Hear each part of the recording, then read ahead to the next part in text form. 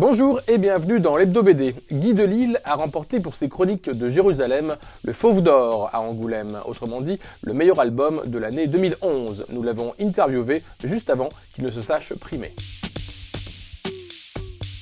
Jérusalem sur 332 pages. L'auteur d'origine québécoise est resté un an sur place à essayer de comprendre des situations religieuses, sociales et politiques souvent surréalistes.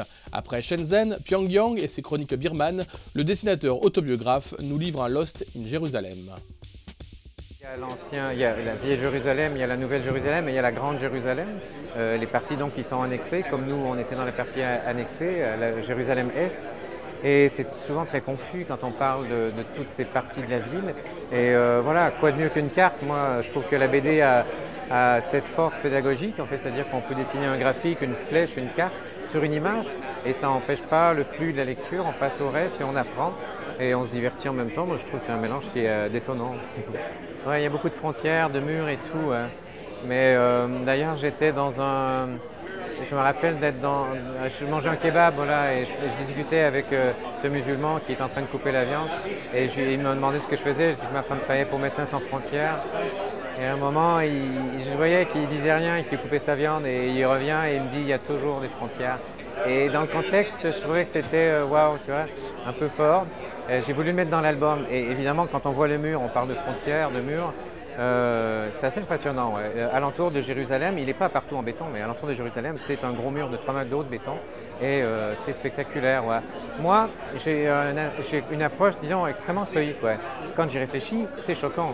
Mais quand j'y suis, je me dis, ah oui, c'est ça, ici c'est comme ça. Voilà. Et bon, après, au fil de l'année, évidemment, je vais avoir une réflexion un peu dessus, mais quand on montre les choses, je ne suis pas tout de suite dans l'analyse et condamné et être à charge contre un. Je regarde, c'est comme ça ici. Bon, pourquoi, comment, ils ont peut-être leur raison, c'est peut-être aussi. Mais voilà, fondamentalement, je trouve ça choquant. Et d'autre part, c'est aussi très graphique, parce que je me suis amusé à faire des croquis toute l'année.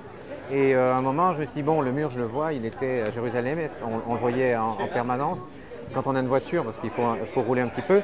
Et voilà, je me suis amusé à le dessiner une fois, 2 fois, 3 fois. Et en fait, cette grande bande de béton qui s'enfile et qui tourne et qui coupe presque des maisons, et graphiquement, j'ai trouvé ça extrêmement stimulant. Et j'ai fait une série, un peu pas spéciale, mais une trentaine de dessins, juste sur le mur. Ça me rappelait un peu cette espèce de grande sculpture de cristaux qui balayaient comme ça dans l'Himalaya. Et voilà, je me suis un peu pris pas de passion, parce que c'est pas le mot, mais comment dire, je me suis laissé attraper par ce jeu de faire une série sur le mur. J'ai lu pas mal de livres d'ethnologie quand j'étais jeune et ça m'a vraiment passionné parce que c'est un regard justement assez froid, assez stoïque sur les choses. C'est-à-dire qu'on va ramasser comme ça beaucoup d'informations et une fois après, on va peut-être les recouper, les analyser. Mais il y a d'abord tout un travail qui peut durer des années où l'ethnologue est sur place et il ramasse des trucs et il dit voilà, c'est comme ça. On essaie d'abord de voir comment ça fonctionne et après d'expliquer pourquoi ça fonctionne comme ça. Donc moi, dans la bande dessinée, c'est vraiment un regard de dessinateur qui est assis dans un coin, qui fait son croquis et qui va faire d'abord un dessin. Ouais. Je n'essaie pas de passer à la deuxième phase de l'ethnologie où là, on analyse tout ça et là, on va dire c'est comme ça et ça ne devrait pas être comme ça. Donc voilà, ça, c'est des réflexions que je laisse au lecteur. Le lecteur va observer avec moi, on va se balader peut-être dans un premier travail d'ethnologue et après, à lui d'en faire ce qu'il veut. Moi, après, de me mettre en avant, de dire moi, je trouve que là, c'est pas bien et ça, il ne devrait pas faire ça comme ça. Je trouve que ça n'a pas vraiment sa place en fait. Jamais. Tu verras, c'est bon ça.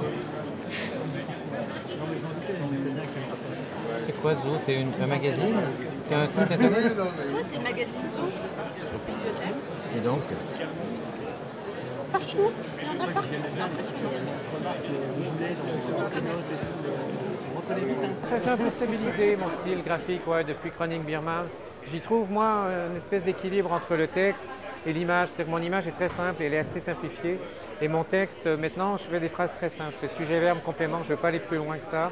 Et je veux que ça soit assez efficace, assez, voilà, comment dire, terre à terre. Hein. Et le dessin a un équilibre, je trouve, avec ce genre de texte. Et maintenant, je crois que je vais continuer avec ça. Ouais. Ça me convient, c'est bien, ce genre de dessin.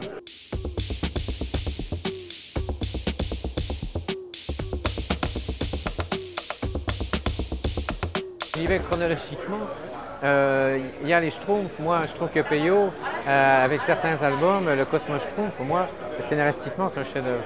Il y en a d'autres qui a fait. Maurice, c'est pareil. Lucky Luke, le Cheval Blanc, le Piéton, c'est un chef-d'œuvre. Et moi, je me sens vraiment lié à ça. Après, Rubrique à Brac, évidemment, ça m'a influencé. Gottlieb qui se met en premier plan, qui accueille des petits jeunes qui veulent faire de la bande dessinée, qui les prend de haut avec ses feuilles de laurier.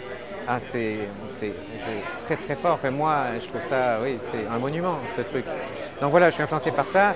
J'ai été influencé, après, si je veux prendre une autre étape importante, il y a eu Maus, bien évidemment, parce qu'à cette époque-là, tous les gens de la génération qui ont fait de la bande dessinée indépendante se posaient tous la question, et il me semble qu'on peut faire beaucoup plus avec la BD. On pourrait s'emparer d'autres sujets et le traiter en BD, ça marcherait bien. Et Art Spiegelman arrive avec Maus, et il répondait à cette question de façon éclatante. En fait, tout le monde a vu ça, on a dit « Waouh, en fait, oui, c'est possible ». Moi, j'ai pleuré en lisant Maus. Je me suis dit « Waouh, on peut arriver à faire ça avec une bande dessinée ». Et voilà, après, ça a pris du temps pour que les gens qui aient lu ça se cristallisent et fassent des maisons d'édition et aient envie que ça... mais ça a été vraiment un élément déclencheur pour beaucoup, beaucoup de gens.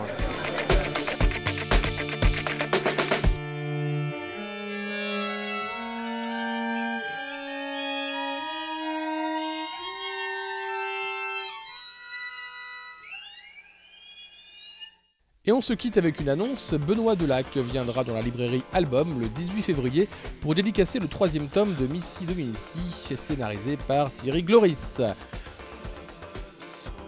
Dernier petit cadeau, Rosinski, Monsieur Torgal, au travail.